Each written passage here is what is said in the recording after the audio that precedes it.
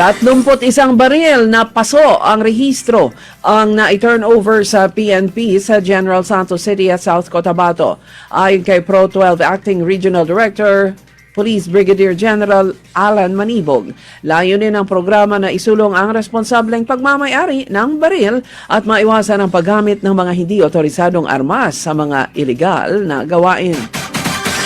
Naghahanda na ang DSWD-12 at lokal na pamahalaan ang Parang Maguindanao del Norte para sa pagpapatupad ng Uplift program. Ayon sa DSWD, aabot sa 14,372 na mga benepisyaryo sa Parang ang target na makatanggap ng ayuda. Layunin ng koordinasyon na matiyak ang maayos na pamamahagi ng programa.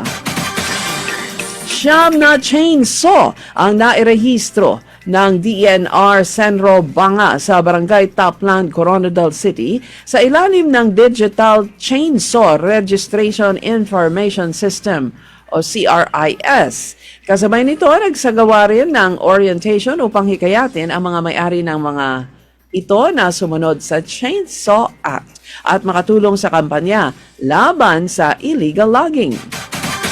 Nagtanim ng 500 mga punla ang Sarangani Provincial Jail. Ito'y bilang bahagi ng 1 Million Trees Project sa lalawigan.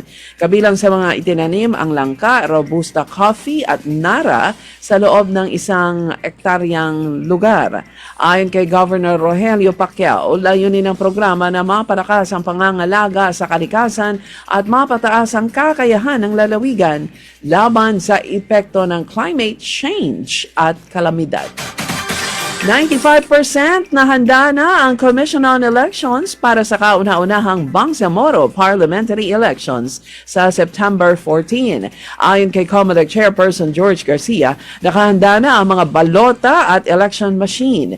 Isinagawa na rin ang paghahanda para sa training ng mga guro, election personnel at mga pulis na magsisilbi sa halalan.